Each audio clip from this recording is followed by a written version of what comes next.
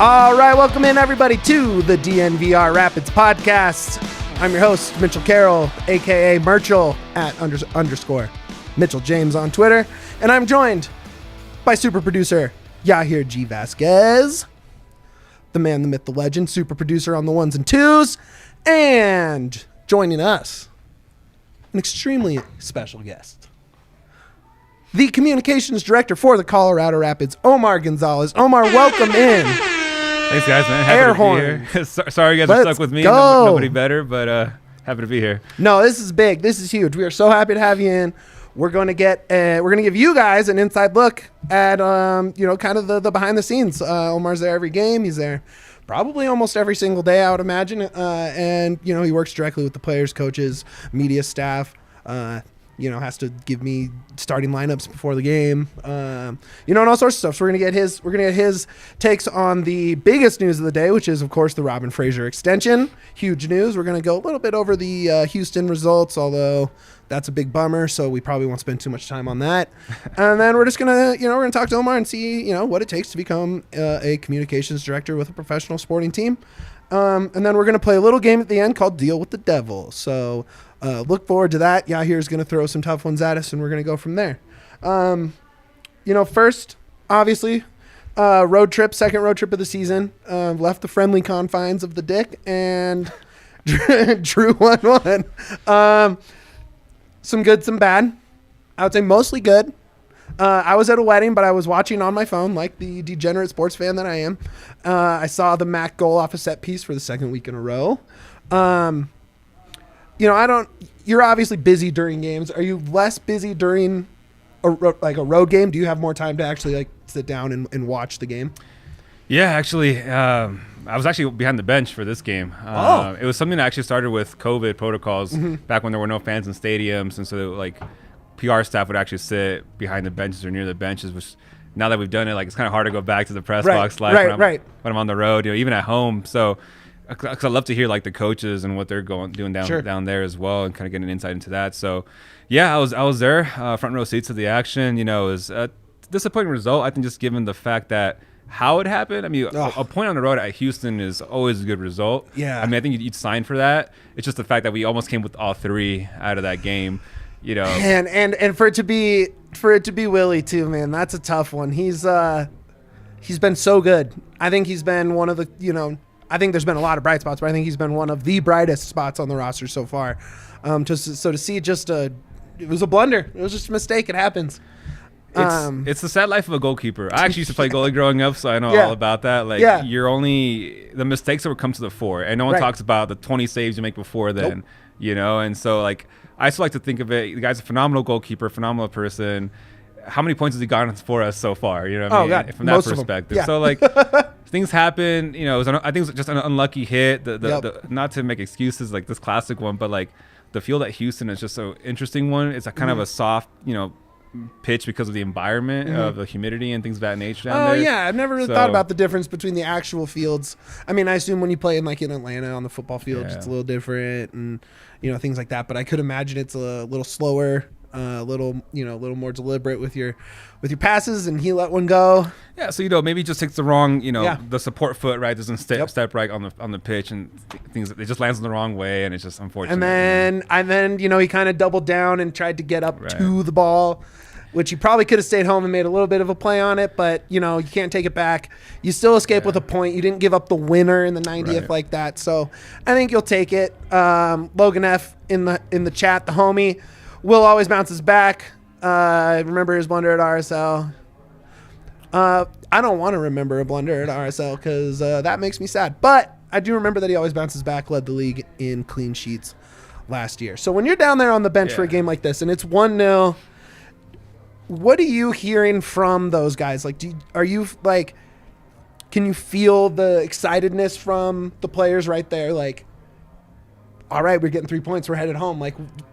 What were you feeling from them towards the end of that game there? It's more of an intense focus. Sure. Because it was very palpable in the air how the tide was shifting, and Houston really came out guns blazing that second half. I mean, they're at home. They have to, search for at least the equalizer. And, everyone could tell, we have to do something on the field. And it was just we're this close, right? Like we're weathering the storm a little bit, still trying obviously to create, but you know, in that environment, it's difficult. And I think that's been kind of one of my frustrations sometimes in this role, where like when we lose, it's our fault, but when we win, it's the opponent wasn't good enough on that day, you know. So like, I think it's one of those where, like, you know, let's give credit to Houston as well for putting up a good fight.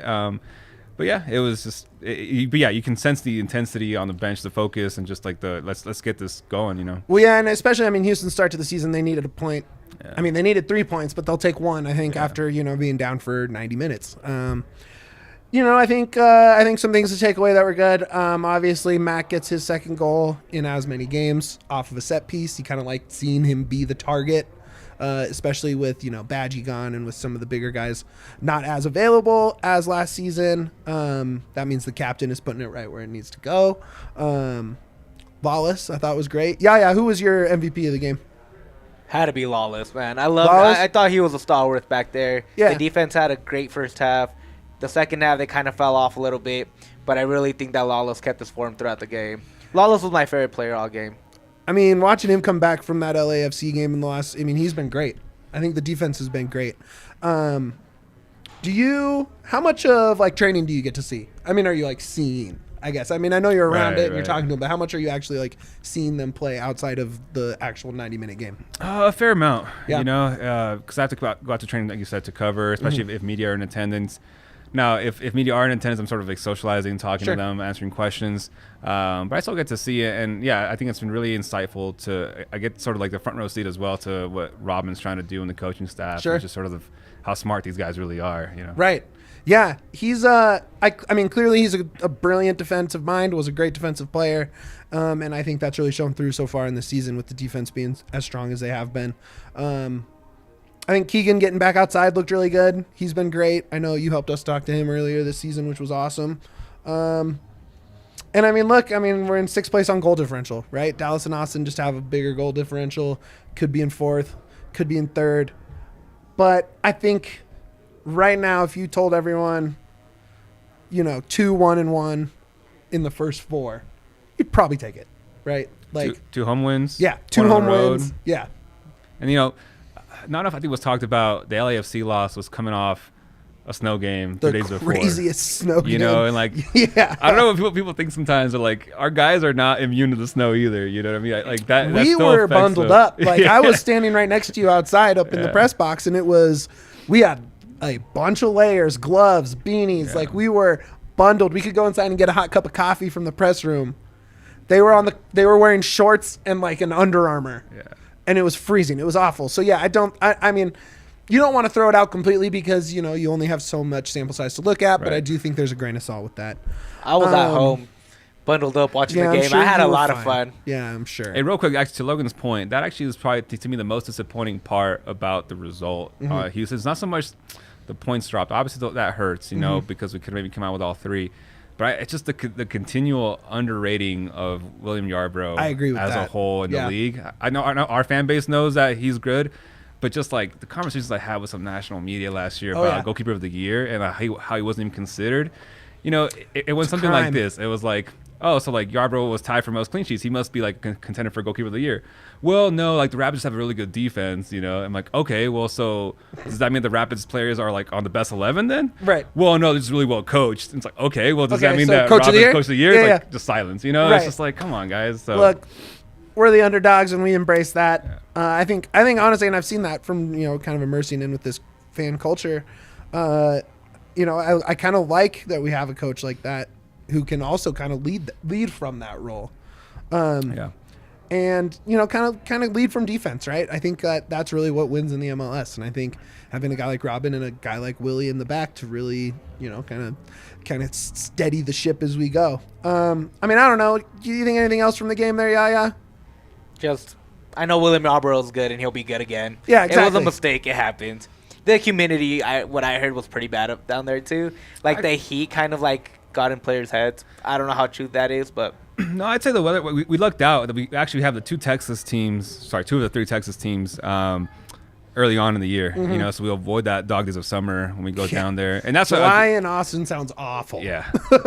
and we get them on decision day too, so that'll be interesting. But hopefully the weather not too bad either. It'll be more so that home crowd there. But yeah, man. You want to get these bad weather games out of the way early, but you also want those home games from the guys that play in nice weather. Like we got Atlanta early at home. That was awesome.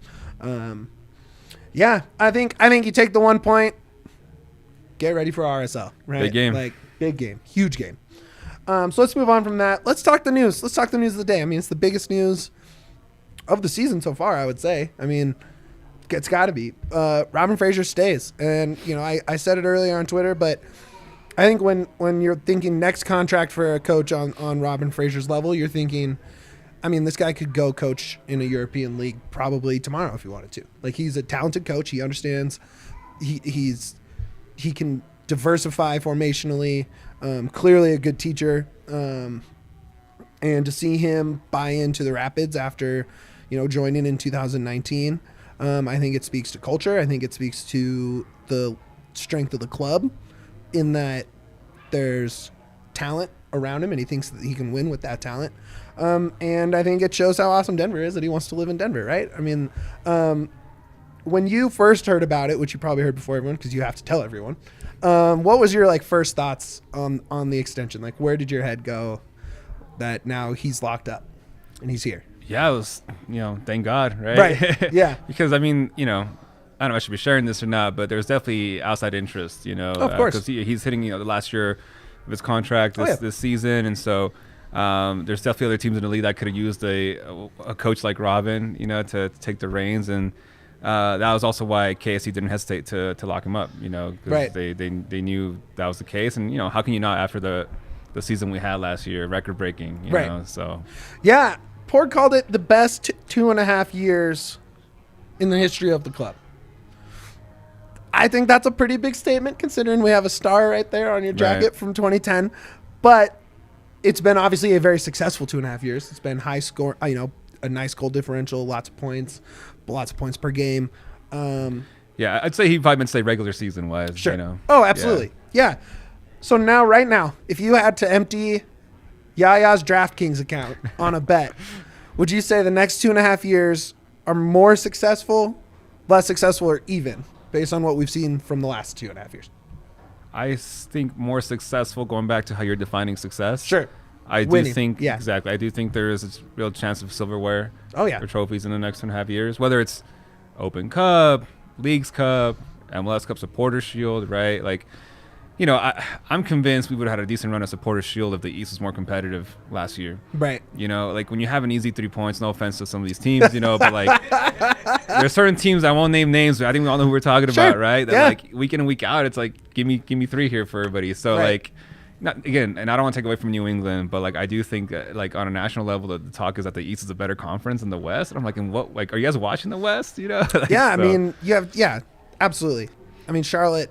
No offense to Charlotte, I love that you showed out, but come on. I mean, that's like, there's no Charlotte in the West. To be fair to them, though, they just beat New England, so then I guess you are right. England is. Yeah. Well. Yeah. Well, we all know Denver has no love for New England teams. That's for sure. I hate New England with a passion. So anytime they lose, I'm just like. So like when you're saying that, so you know that the Rapids are in a good conference, right. top to almost top to bottom.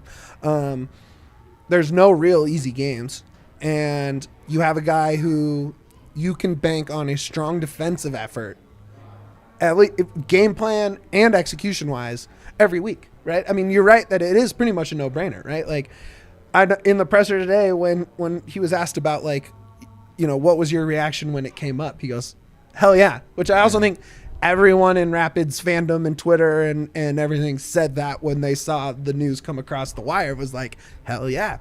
So Robin came in 2019. That's when you joined the Rapids too, right? So fun story there, actually. When I flew out here to interview for this position, it was the day that Robin was getting unveiled as head coach. Okay. So I was behind the scenes watching the press conference, not really realizing the historic significance of that day at the time. Yeah. Yeah. And so you've seen his impact You know, because like obviously what a lot of the fans see in terms of impact is what you just see on the field, right? Right. Or in press conferences. But you see that in his interactions with you and your staff, with his interactions with the training staff, the medical staff, the stadium staff, security, all that. So what has he sort of come in, changed everything, made it the Robin Fraser way? Has he sort of adapted to the Rapids way, met in the middle? I mean, what have you seen in terms of his impact on the Rapids and sort of the culture of the Rapids? Yeah, I'd say, you know, I tweeted it out earlier, but like as incredible as he is as a head coach, he's an even better human being.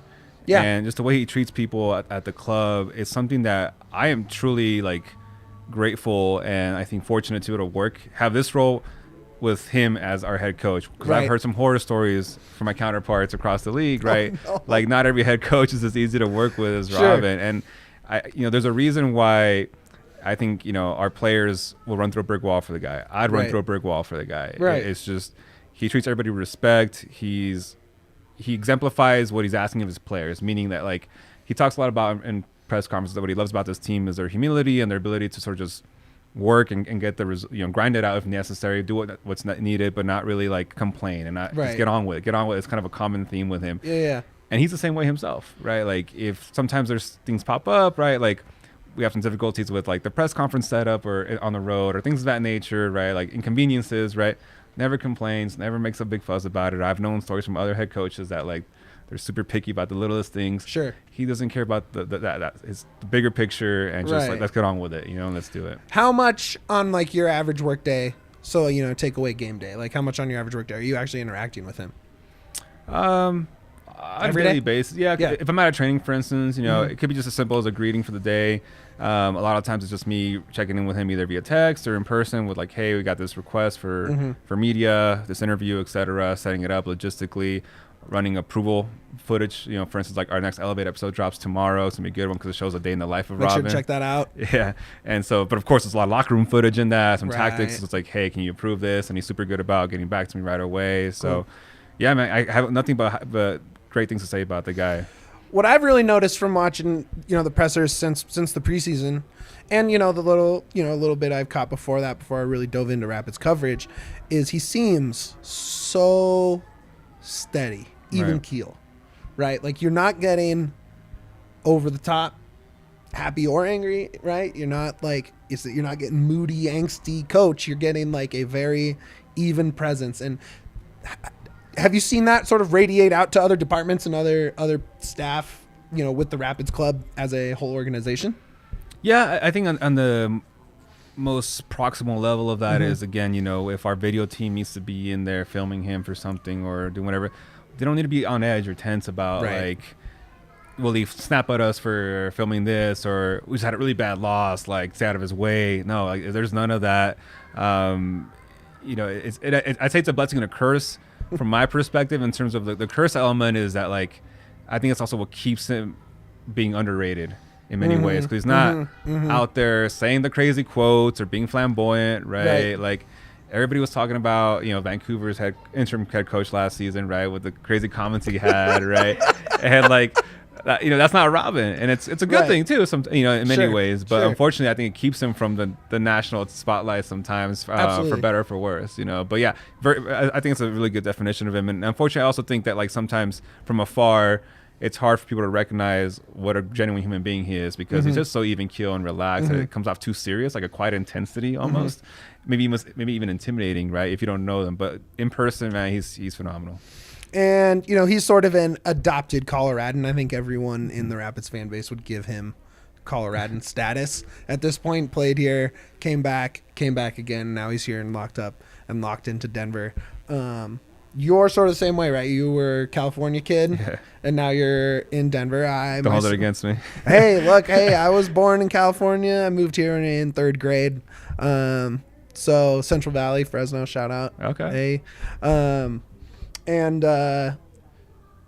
I think he fits in with the Denver vibes, just from the little bit of interaction I've even had with him, right? I mean, he seems he's very chill. Denver's pretty chill. He's not trying to get crazy. He just wants to come in, play soccer, go enjoy life outside of soccer after that, right? What do we got here? Fraser and Jared Bednar seem very similar to me. Never too high, never too low. I actually really like that, Dev. Shout out Dev Machine.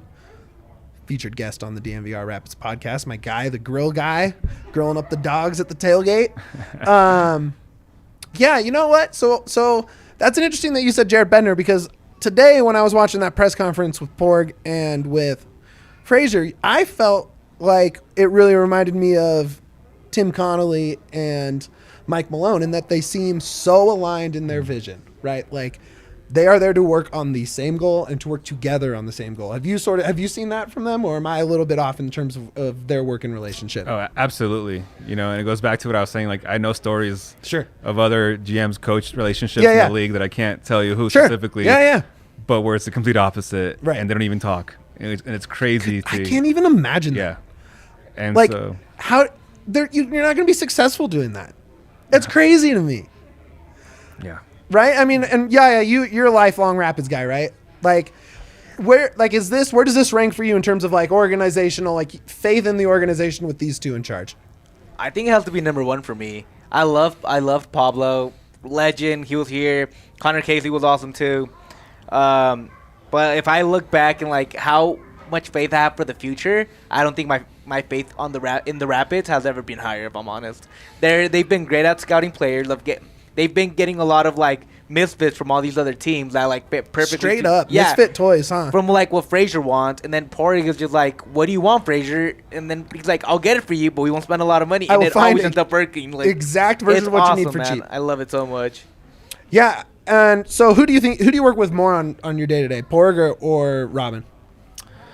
I'd say both, and just different. Sure. Like Porg and Wayne, you know, who I report to directly. Sure. Both of them, like, it just depends on the season, right? Like, especially like off season with all these different signings coming in. Like, I'm more in the loop, whereas like other parts of the season, like he's caught up with a bunch of other stuff that like it's almost hard to get some time with the guy, understandably, you know, because he also has the EVP title and GM, right? So there's a lot of stuff going on that behind the scenes that just keeps him super busy. So.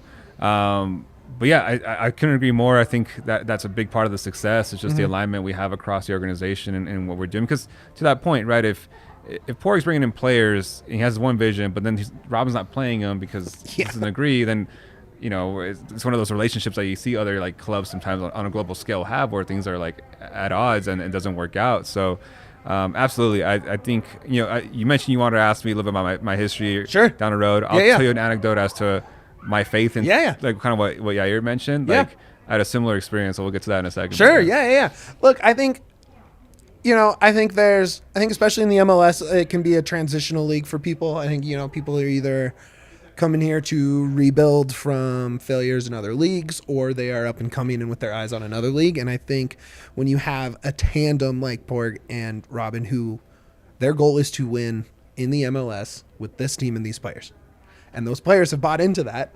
And I think the staff across the board in communications and training and everyone is on that same page and are working towards that together. And I think you don't see that a lot. And, you know, I don't know how much you can speak to this. I don't know how much you see him, but it feels like Josh Kroenke has really found some sort of secret sauce right now to building that, because you see the Avs are the best team in the NHL right now. The Nuggets, no doubt, have a great culture going. With, you know, they're not, the standings suck because of injuries, but like, you know, they've built, there's a culture there. Have you been able to talk to Josh much, or have you ever, like, what do you see much from him with the Rapids, and what sort of KSE has kind of instilled culturally? I will say, so I don't directly, that's a little bit above my level, because there's so many different layers, right? But above, you know, Porg and Wayne, now we're talking about KSE executive leadership, right? And then they report to Josh as well. So, but, you know, he was just at the home opener, obviously. The ownership is well in tune with how the team is doing. And I know there's a lot of misconceptions about that. And I need to be careful what I can say and can't say here, obviously. I don't want to get, like, in trouble. And not because I have anything bad to say at all. It's more so just, like, you know.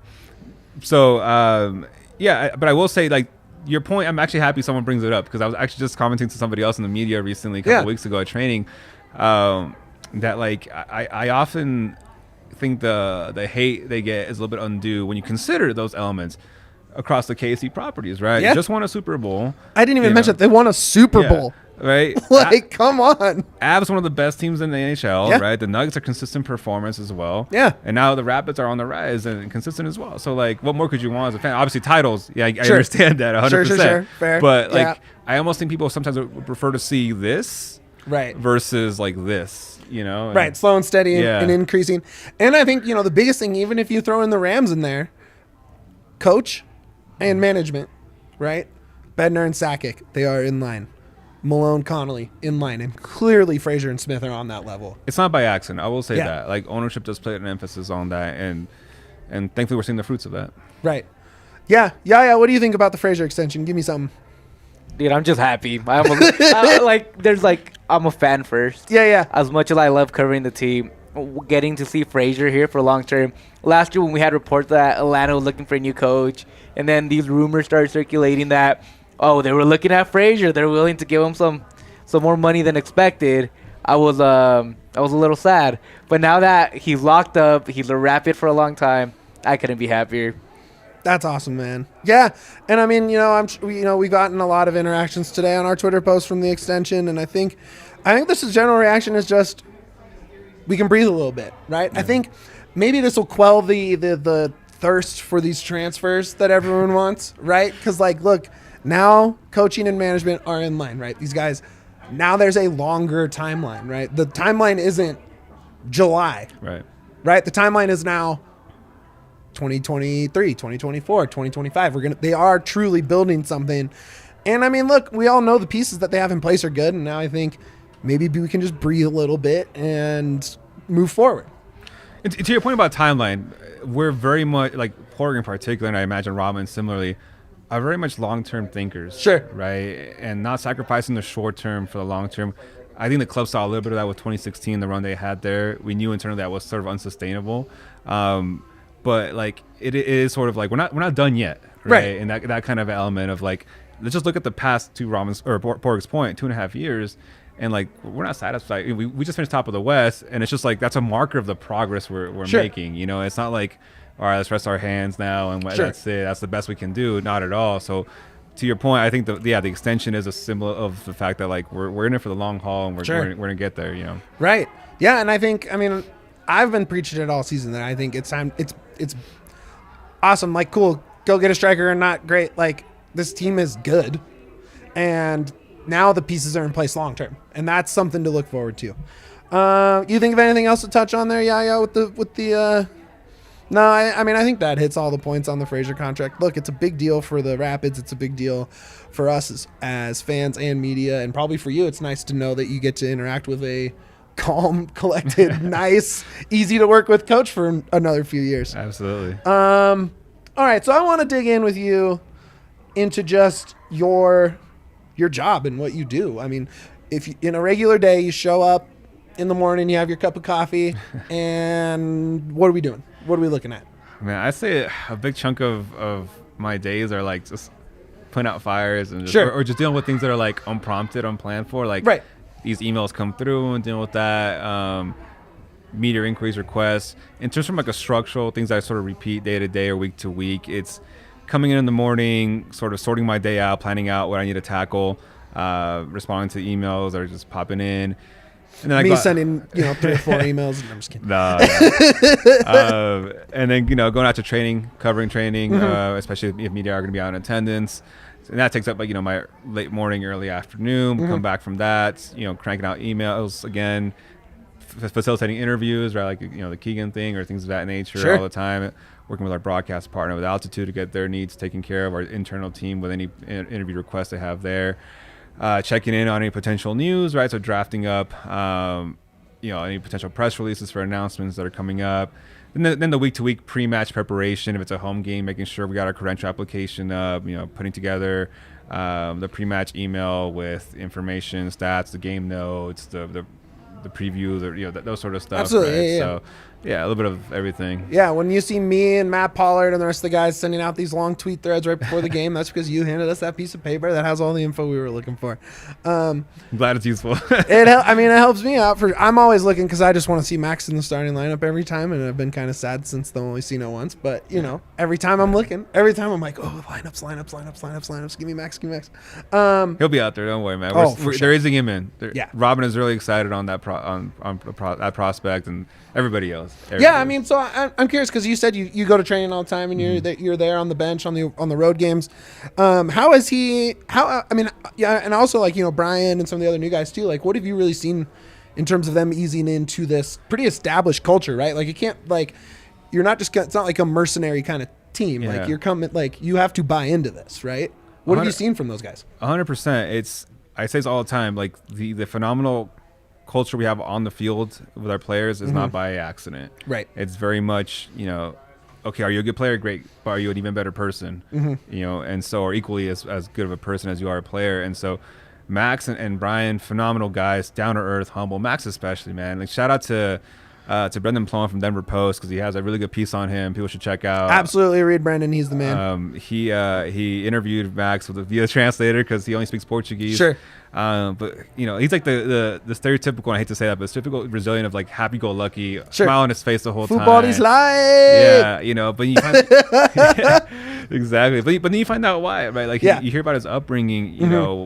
One of I forget how many siblings. And his father passed away at a young age, and it's sort of on him to sort of get the family out of the bad neighborhood they're in Brazil, and he's the only professional player, right? And it's just he carries that weight, and he has a kid also at his young age. Oh, well, I didn't know that. Yeah, and so I think when you kind of come from that background and that life, like how rough it can be. So here, like everything else is just trivial. You're playing soccer. Yeah, you get to living come the in dream, and play soccer. Right? Yeah. Which we all forget sometimes, Sure. right? Even me, like I get to work in this beautiful sport and have these sort of experiences, and I still have my bad days. Right. Like, really, at the end of the day, is it really that bad? No. Did he just hate that weather for the Champions League game? I gotta imagine. So there's that language barrier. Sure. We get by with like my Spanish and his Portuguese a little bit. Right. I'm pretty sure it was his first time with snow for sure. Yeah. And it was 0 degrees. Sounds awful. It was awful for us, and we're almost used to it. Like, I mean, you can't be used to 0, but like, come on. And same thing with Brian too. I'll add real quick. Also, super humble guy, great character, and just I'm also excited to see him be integrated more into the team. I think he has a lot to offer. I think he can really grow under Fraser as well. Because we know he has a skill set. I mean, the guy's an international. Absolutely. So. Yeah, I mean, it's very experienced, and everyone that we talked to, all the players have mentioned a lot of respect for both of them, but specifically for Brian's leadership and experience. Yeah. So, communications director, say, our young fans here watching the show and want to work for a team. When you're looking for college, which, shout out Big West, right? UC Davis. That's right. I used to cover the Cal Poly soccer team back in the day for the San Luis Obispo Tribune. Shout out if you're listening, probably not. What are you going to school for? What are you studying? What's your degree in? Ironically, I was an econ major. Okay. So not PR related. Right. And the short answer, what got me on this path was I did a PR internship my senior year with the Smithsonian. Oh, wow. Because the UCs have a program out in Washington, D.C. called UCDC. And I did that my senior year at the tail end of it, sort of like in case I got a job offer or something out of that. But it was an internship program. And so mine was in PR, and it sort of opened my eyes to what this world is. And I was like, whoa. And I was taking some classes concurrently that were like media classes taught by former journalists. So it was a great experience all around. And that's when I had that light bulb moment of like, hey, like I love soccer. They need PR people too. Why don't I try to combine those two things, right? Yeah. And I think like for some reason I had this notion in my head that you had to be a former pro to work in the industry, not really realizing that like, yes, but that's probably more so on the broadcast side of things, not the front office side of it. So, so that is to say that like there's no set path, right, to get to this point. Now, obviously, I think being a PR major, a comms major would help for sure if you're trying to go down this road, because I for sure got, I'm sure, not dirty looks, but like my resume tossed like, oh, or econ major, like why are you applying for this comms job kind of thing, you know? And so I had to work a different path to get here. But when I speak to students and things of that nature, I always advise to start from your goal and then work your way backwards, right? Sure. So if you want to be a comms director for a club one day, okay, what does that mean? Well, it means you probably have to be a comms manager at some point before that. Okay, so how do you get there? Well, you have to be a comms coordinator. Right, before right, that. right. You had to get to that point, right? And so you work until you get to the next available step that you can take to get on that path. And for me, that entailed things like, so I worked at a PR agency out of college. That's how I started bulking my resume. Was that sort of Bay Area? Or Sacramento? Sac? There you go. Valley strong, baby. That's right. Well, in my mind, I'm like, all right, I need another PR internship for my resume. Where can I live on intern wages? You know, like Sac is definitely on that list. where there's an agency, scene, and I was like, not LA, not San Francisco. Nope, so, definitely not San Francisco. And Sac's blowing up actually. Yeah. So, but it's still one of the more affordable big cities in definitely in California. Yeah. So I was there a few years, you Sure. know, and before I then try again pursuing my soccer ambitions and dreams, you know, and I quit cold turkey one day, kind of just pursue that full time.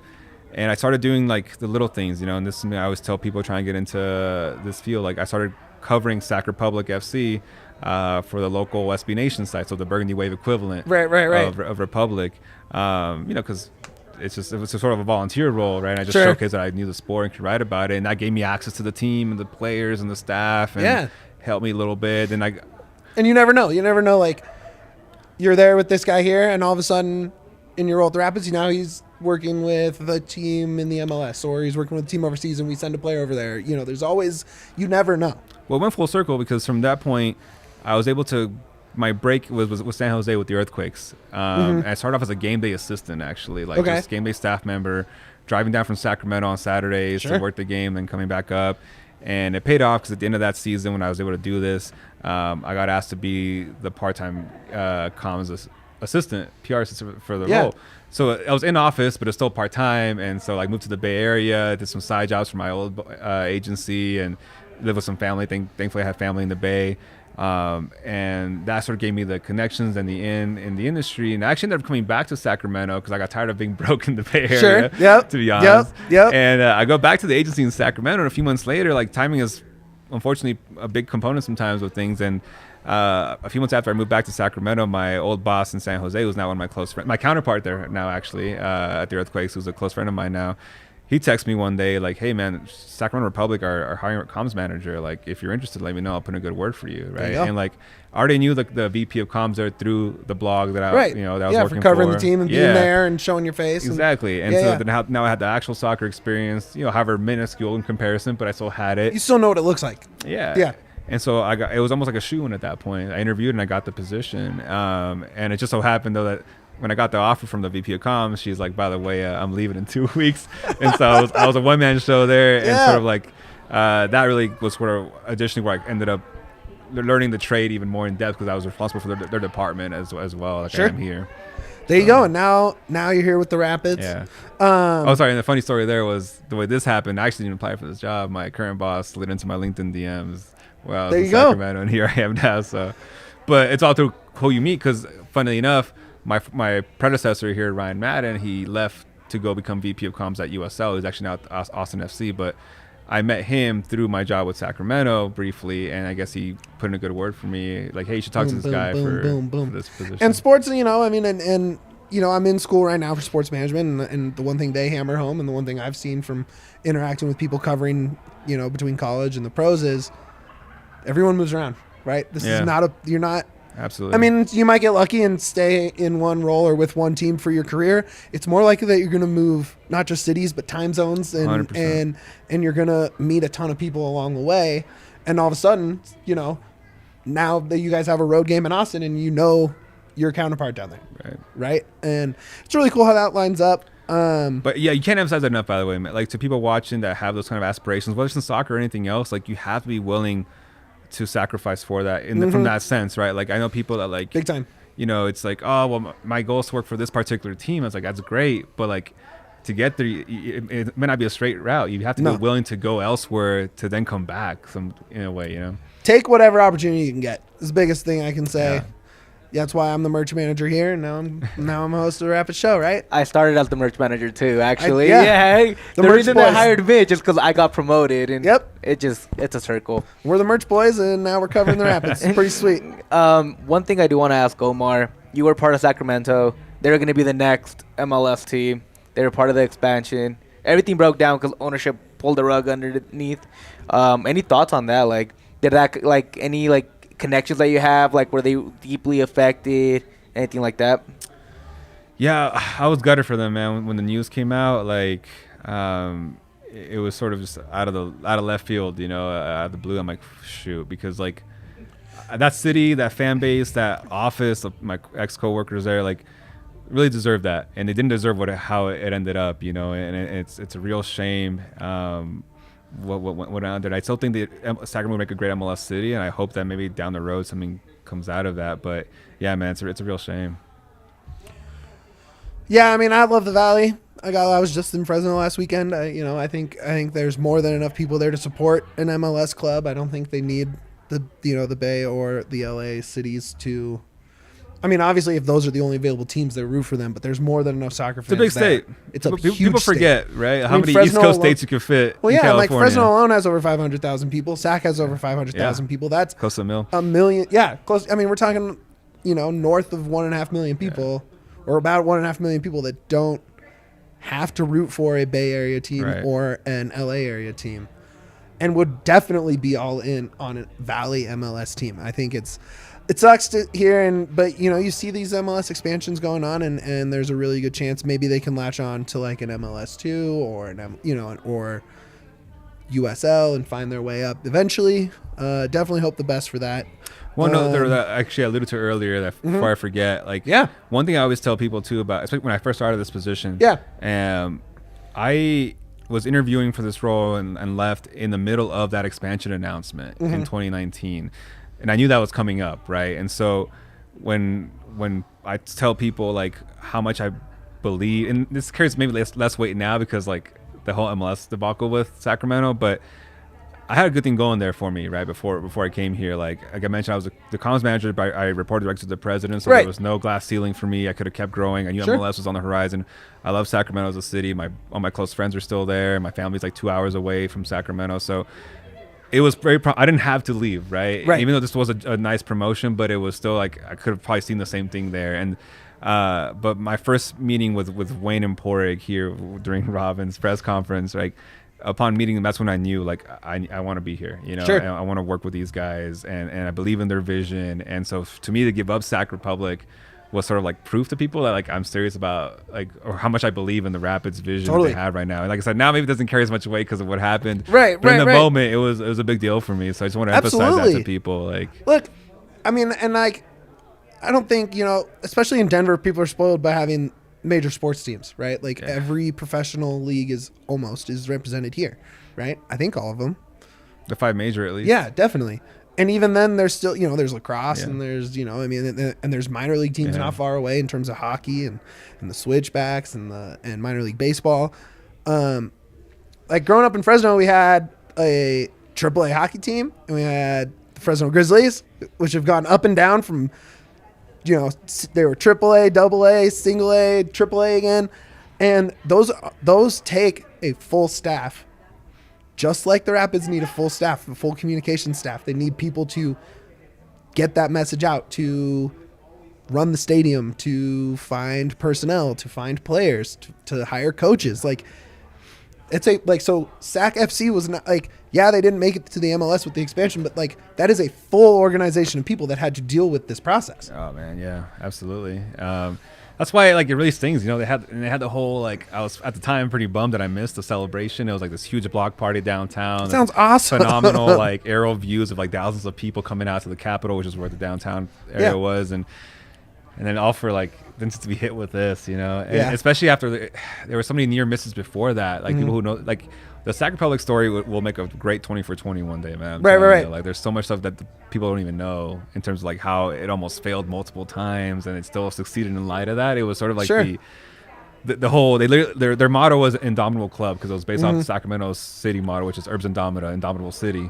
And they really lived it, and I think they really saw that with all the setbacks they kept having to overcome. And hopefully this is one of them now, but we'll see. Who is okay? Let's go a little personal. I'm going to throw some questions out just at you as a soccer fan and as someone in the sports industry. Let's do it. Favorite non-Rapids soccer club? So I grew up being a big Cruz Azul fan. Cruz Azul in Mexico. Yeah. Okay. We were talking about it the other day, and Omar was a little like By the time they won the championship, it didn't matter anymore. I was hurt so many times. It was rough, man. I got let down. I think in my lifetime prior to them winning Liga MX a couple seasons ago, I think I saw them lose like 6 finals. Oh, like, at least. Yeah, like, it was rough. It was rough being a fan of that team. But once you pick a team, you know you're stuck. At least you're not cheering for New England that they've like, 11 or 10 or something like that, too? Like, crazy number. I'm a Schalke fan, man. You don't got to tell me. I'm Schalke? Yeah, dude. I'm watching second division games on the most pirated feeds you could imagine. You went from a Champions League club to that. Yeah, it's rough. Yeah, Weston just going to Juve, no problem. And Logan F says, going Universidad, Pumas all the way. Okay. All right. All the way. Okay, better than America or Chivas. So. All the way. Oh, I hate America. Like, I hate America. Who's your club, Liga MX? Liga, I used to be a Chivas fan, and then I grew up a Pumas fan. Then I like the whole, like, just Mexican players in the Chivas. Kind of got away from that. Right now, I'm just kind of a free agent. I just like watching soccer. And I'm like, I usually just go based off who I like the most when they're playing. I'm like, someone's in the man a jersey. He's a free agent. Yeah, like if anybody wants to sign me, man, send me a jersey and I'll cheer for whatever team if it's not America. Sure. So CONCACAF champions, knockout stages. Cruz Azul in Colorado. You taking vacation days? It could have happened, man, and that would have been a rough one. Yeah. In terms of like, obviously, I gotta go Rapids at that point, you know. Sure. But it would have sucked to have to beat or be beaten by like your childhood club. Sure. So you're from California. Yeah. What LA. City specifically? LA. LA originally. Yeah. Okay. Obviously, some of the best food you can have, right? You come to Denver, doesn't have the best reputation for Mexican food, although there is good Mexican food. It's different. Here. It's different. It's different. That's a good way to put it. It's not the same style. No, right? but it's different in a sense, the same way that like Tex-Mex is different. Yeah. You know, it's so for better or for worse. I'm not judging it. It's The different. closer you get to the South, the better the Mexican food is.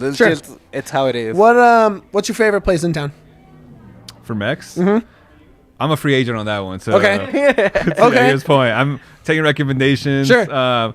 Because I've mainly I'm embarrassed to say I've pretty much only gone to like the trendier places that are more fusion, like My Neighbor Felix and that kind of stuff. You know? Great spots, but like obviously not super authentic. You made it to Tacos de Mexico yet? I have not. Oh. All right, we're going. We're good. going. It's good. After the show, that's 7th to Santa Fe, man. Shout out those guys. They rule. It's a good place. I'm not gonna lie. Yeah. Not the best place. You didn't want to it's a put good it place. at best, but I do. I think it's the best. I don't think it's the best. What's the best? I gotta see. My thing is, I grew up here. I'm Mexican. My family always looked for the Mexican food. So there's this little taco truck in front of the 14er brewery. Okay. That's there every weekend. Rhino? Best tacos. Yeah, right in Rhino. Okay. Like right there, it's a little white. It doesn't even have any like branding on it. It's just a white truck. You Dude, go that's up how to you it. know it's the best Yeah, food and it's truck like for sure. We're not spending money on stickers on the outside. We're spending, we want the food. This guy imports its meat from Mexico, man. Like, Okay. This guy's like for real about it. This guy like wants it. There we go. I used to joke. I don't know if I can make this joke now Sure. in 2022, but like Yeah. growing up, like the worst of marketing and advertising is on a Mexican spot. That's how you know it's legit. Like we have like the worst names, very generic, but it's like really good. Like all right. Yeah, for sure. You know you're kind of screwed if it says authentic Mexican food. You're like, I don't know if I want to eat there. Okay, perfect day off, Colorado. Perfect Colorado day off. You don't have to work. Your phone's on silent. You don't have to check emails. You have a completely nice summer day off in Colorado. What are you doing? That's rare. Okay, that is rare. Fair. So especially summer, 'cause that's like our busiest season. Okay, part of the season. Nice, but nice winter day. One of those snows melted, 60 and sunny. No, I get your question, man. Yeah. It's interesting because like to get real personal here, I'm more on actually more of an introvert. Sure. You know, so for this job, I'm always turned on and like have to be Talking extroverted. to everyone. Yeah. So on my downtime, I actually just want to do like chill stuff and Sure. like I like going to coffee shops. Okay. And just finding the coolest coffee shops, you know, in town. Any you want to shout out right now? Lately, I want to like get everybody else to go there. That's you fair. know? That's fair. That's no, fair. no, All no. right. But I've been going to Steam up in Sunnyside kind of area. It's one really cool spot. I just started going to recently. Sure. The Carbon Cafes are also really great go-tos of mine because like they're great because they have a bar as well, so you kind of shift seamlessly between your day coffee and your evening happy hour drink. But yeah, I post some with a good book, kind of just exploring the town a little bit, hitting up people to go maybe to a brewery and just relaxing. Nice. I'm a pretty even keel dude myself. Like that. So, yeah. Like that. Nice. All right, should we play our game? Let's do it. Deal with the devil. Look at that graphic, man. man. I make a good devil, I gotta say. Thank you, Yaya. All right, Yaya's gonna throw us some questions. He has a list. All right, we have 3 categories. Each one has 3 questions. Uh-huh. All right. Both of you to answer. Would you give up? So, you give up. You can't win a championship, right? You don't win a championship, but you do score the game winner in the semifinals. Would you do it? As opposed to not? As opposed to no, you don't get to score at all Yeah, you don't get a score at all. when Like, you win a title. yeah, like you don't win a title, but you get to score the game winner in the championship. Or you do win the title, but you don't score? Yeah. Beforehand? Oh, with title for sure. Team effort, baby. Like, He's a Rapids all team the- player. Is it a pretty sick goal? Is it a pretty sick goal? Let's say it's a Highlight. bicycle kick Ronaldo style. Bicycle kick Ronaldo style for sure. Sports Letter top 10. Yeah, give me that all day. Yeah. All right. Absolutely. Next one. You win a championship, but you don't play at all. Versus starter and none. Yeah, unless or you're the starter and you don't win the championship. Man, you can't. I mean, look, you can go to any bench player's Wikipedia page right now, and if they were on a team with a title, Adam Morrison is a NBA champion, right? He didn't play a second for those Lakers teams, but he's an NBA champion. That's a tough one because there's so many layers to it. You know, is it like, what does a championship mean to the organization you're a part of, right? How connected are you to that organization? What does it mean for your personal career? It would be better for me to be playing and showcasing. So for this one, since I went the team route before, I'll go with the play but not win. Dope. How about you, Mitch? Well, I scored a goal and didn't win, so this year I'm gonna add the title. I already have the highlight. People know me, my bicycle kick winner. All right. Third one in this category. You win a Ballon d'Or, but you'd never get a championship. Oh, In anything, like not a league title, not a cup so title. no silverware, but you are the goal scorer in the world. Yeah, you're the Ballon d'Or, best player around, but you never win a championship in any Yo, league. so you're just gonna retire on stacks of cash. Yo, give me the Ballon d'Or for sure. But on the inverse, I would win a title, just no Ballon d'Or. You get to win one title and no Ballon d'Or. I'll take the title. Dude, he's a winner. I'm sorry. He wants to win. Yeah, It's the Fraser effect, man. team guy. All right. Oh, that was the wrong one. We'll keep it at that. It's okay. It's all fine, guys. It's just graphics. It's just graphics. All right. For Hey, the podcast wouldn't have known that, so keep it yeah, rolling. you're all good. Yeah. So, the next, who's your favorite Go team, with the Omar? flow. Favorite team? Yeah. Let's say Like- you like gun to head any sport. Favorite team. I'm gonna keep it real with you guys. I actually don't really follow sports outside of soccer. Sure. Well, it's fine if it's soccer, like, but favorite team, let's say, like, they win, their whole life is made. It could even be the international teams. To be funny, or to be honest, man, it's kind of funny, but like I don't actually like working in the industry has actually got me a little more detached. It as a does fan happen. I do believe from that. from the game. So like I don't like lose sleep over my favorite teams anymore, Yeah. winning or losing. Rapids obviously is different because it affects my day to day. Like obviously for winning, Sure. everyone's in better moods. Yeah, and yeah, it's easier. And All right, so give him the Rapids for this. Okay, let's say the Rapids. yeah. all right. Let's say the Rapids win a championship, but the rest of your favorite teams have a losing season for the next 10 years. Oh, I'll take that any day. Yeah. Where do I sign? Like, let's do this instead for you. The Rapids win a championship, but then they have 10 straight losing okay, seasons. that's actually Yeah, that might be better for Omar because he's a big. Ooh. I would not take that. I watch way too much sports, dude. I could not do that. I've suffered it long enough. I'll take the Yeah. chip. You'll take the ship? I'll take the championship. Because man. Rapids are your squad, right? Yeah, they're my squad. Yeah, I'll yeah. take them in a heartbeat. There you go.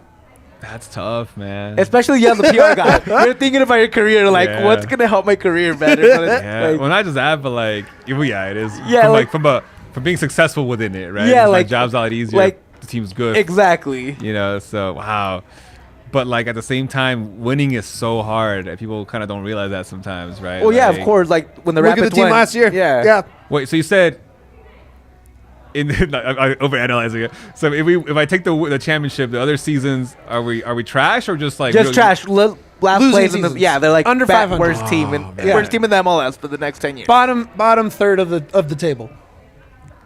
In the inverse, I'll take the ship, I guess. There you go. I gotta take Love it. to see it. there we go. I couldn't do it. I watch too much other teams. Because Yeah. there's no guarantees though. You know what I mean? Like Yeah, and let's say like the inverse of that would be you have 10 successful seasons, number one in the West, No title. but no title for 10 years. I'd rather have the title and be like, hey, at least Yeah, we're that's fair. champions. 2 stars would look better on that jacket than 1, right? So Next one would be Rapids win the supporter shield, but Jack Price is out of the playoffs. So no captain, my captain, but we win.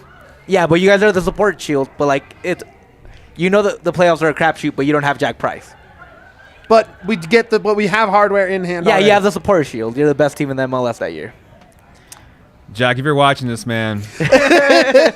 Shout out Jack if he does watch. That's my guy. Yeah, I believe in the depth of this team that we would still make a good run, you know, like and Jack would just pull a Ronaldo at the Euros, man. He'd be on the sidelines cheering us on, contributing, you know, but winning a shield's a shield too. It's still silverware, you know. So I think that's why I have to go with that. Okay, one. Agreed. All right, awesome. I think I'd rather have Jack Price. I don't believe in like supporter shield as much, but I do love Jack Price. Yo, if you're listening, Jack, only though it's like nothing serious. You know what I'm saying? Oh no, yeah, no. Just say like he maybe pull his hamstring and he'll be back next season, but he's okay. Like he just can't play the game. Sorry, Captain. Just to clarify that. Yeah, sorry, Captain. We don't want you out of the playoffs, Jack. We want you here. All right, last one for your team. Your team wins, but you can't watch a single game the next year. Your team wins the championship, best team in the MLS, best team anywhere. So you would have to watch for the Rapids, so you probably have to choose Cruz Azul here. Yeah, let's say they win the championship, but you can never watch a game again the next year. Not a single minute. Not even if they go back to the championship. Yeah, because I'm not following that crazy, so I'll take the championship. Take the championship. Yeah, one season of like no, that's a good trade off. I'll do it. Yeah. I agree. I'm thinking of like the teams I support that haven't won very much, right? So like if it's Nuggets or Rapids, yes, for sure. Broncos, nah, I've already seen the titles. I'd rather watch football, right? So who do I have to? I mean, who is this for me? You know me. Probably Man U. Man U wins the champions. They get the treble. Let's say they get the treble, but you can't watch. Oh, give me the treble all day. Are you kidding me? Of course. Yeah, of course. Yeah. I'll take a year off for a treble. Are you kidding me? No, 3 years, one for each trophy. Yeah, I'll still do it. I'll still do it. I know you're a big Man U Give me that fan. treble. Give me it. Bet. All right, now we're gonna get to know you guys a little bit better. Personal life. Omar looks worried. We're not going deep, Omar. Don't worry. I played the 5th. Oh, did you see Julio in there? Did you see Julio in the Julio's like, I would do a CONCACAF championship for 10 years, 10 bad years. Well, that's crazy. CCL, no way. With the history of MLS and that. Be the first MLS with this new format to win the CONCACAF would be dope. That'd be pretty. I see it, bro. I can see that quite a bit, actually. All right. Next one. All right. This is directly to Omar, and we'll do one for you in a bit. You become the MLS director of communications. Like you're the main PR guy for the MLS. You're making $150,000 a year, whatever salary you want, but you have to move to rural Alaska for your whole duration of that job. Yo, I heard Alaska slaps, man. Like, but you're not in like the nice cities. You're like in the rural area. You're just in a cabin in the middle of nowhere. Yeah. I'd probably have like the worst reception ever. That'd be tough to do a PR job from the middle. It It'd would be tough. It'd also be closer to your picture you painted for me of like no calls or texts. Yeah, right. Day off. Father, the day off is a day off out there. No, that's I don't think I'd be successful in that role, like living in rural Alaska. You know what I mean? Like, all right, Mitch, what's your dream job? Let's say, what's your dream job? Host of DNVR Rapids. We can't do that. President of the United States. No, let's say you get to become you get to become the general manager of the Nuggets. Perfect. Sign me up. But you gotta live in rural Alaska. That'd be tough again to do it. A lot of Zoom calls. Let's say that you don't gotta worry about like the difficulty. Which one would you take? I would not do it. No. Well, no, I would do it. Of course. GM of course. All right. You win $100 million. You win the lottery, $100 million. But sports are completely out of your life. You never get to watch sports again. The minute $100 million bucks? $100 million. The moment you watch sports, that money disappears. Peace. I'm out. He becomes a multi-millionaire. We never see him again. Yo, literally my whole life is sports right now. I'm in school for sports. I sell sports t-shirts. I talk sports on the internet. I'm so far out. You'll never see me again. yo, Buy sports. Can I use that bag to buy into a team? No, you can't. like you're not affiliated to sports at all. They're out of your life. I take the money. Take the money. I've had a good run. We're hanging out, rich guys. Yeah. In Alaska. That sounds gotta like agree. too. Yeah. So I was talking to Mitch before this, and I'm like, I think I couldn't do it, But then I'm like, I got 100 million. Like, I could do whatever I want. I would get into super weird, like, rich guy competitions, you know? Like, Is it a sport, though? I don't know. Does F1 count as a sport? Yes, it does. F1's a sport. I'm talking just like bunch of rich, like we're a bunch of rich guys now. Can we just buy fast cars and race ourselves in the woods somewhere? Does that count as sports? This gets very complicated very quickly. 10K a hand poker. And Yeah, stuff like that. Like, All right, next one. Okay, last one. You make first contact with aliens, and you get all of the technology, all the cool stuff, but you can't use the technology, and you can't tell anybody about the aliens or the tech. As opposed to just not knowing. Yeah, like, you don't get to know. Ignorance is bliss, man. I'm going with that. Yo, sign me up. I'm trying to get weird, dude. I would not, dude. I do not want to look like that crackhead that does not know what's going about talking about alien stuff. I'll be oh God, who's the actor? I'll be the drunk fighter pilot in Independence Day, dude. That's me. That's me. Oh no, he tells people, so I can't tell anyone. Yeah, you can't tell anybody. So I'm like Will Smith in Men in Black. Basically, which is basically my life on a day-to-day basis. That's a lonely life, man. I was just watching Men in Black the other day because it's on TV. And I was like, yo, I don't like to make that sacrifice, man. Like, yeah. I don't know, man. That'd be tight, though. Aliens are they cool aliens? Yeah, they're cool aliens. Can they be my friends? They can be your friends, but nobody's going to know you're friends. Oh, well, if we have a chance to interact with their world, I'll just peace out. Yeah, I'm out, too. Yeah, I'm in. Like, aliens. I'm not, because if I do come back, I'm like, nobody's going to believe me, and I'm going to look like a crackhead. Sign me up. All right, well, that's going to do it for Dealing with the Devil, and that's going to do it for this week here at DNVR Rapids. Omar, man, thank you so much for coming in. You got anything you want to plug? I do, actually. People don't say it's enough. I know I tweeted it, but we have recorded the most points per game since Robin's been here in MLS. Just there you go. Putting it out there. It's not said enough times. All right, follow him on Twitter at OG Tweeted. Follow Yahir at Yahir G Vazquez. Follow me at _ Mitchell James. Hit up the DNVR locker, get your Rapids shirt. Hit up DNVR.com. Like us on YouTube. Subscribe on YouTube. Follow us on Twitter. All that stuff. Up the PIDs, and we will see you next week.